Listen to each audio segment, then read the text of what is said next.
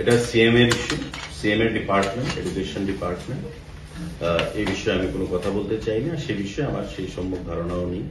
সুতরাং যে কোনো ইস্যু, আমি আগেও বলেছি, being the spokesman of the government, যে কোনো ইস্যু আন্দোলন কিন্তু সুরাহার পথ নয়।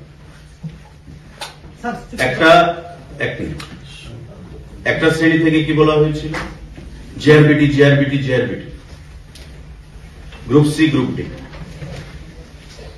আমরা যখন চাকরি দেব, কোন চাকরি ভবিষ্যতে যেন কোন চাকরি না যায় সেটা চিন্তা করে সমস্ত কিছু আইন কানুন মেনেই আমরা দেব। 10,323 যেন না হয়। আজকে চাকরি দেব, 5 বছর পরে চাকরি শেষ হয়ে যাবে, এমন চাকরি আমাদের সরকার দেয় না, আমাদের মুখ্যমন্ত্রী দেয় না, আমাদের প্রধানমন্ত্রী তার পারমিশনও দেয় না। সুতরাং আমাদের যে চাকরি হবে,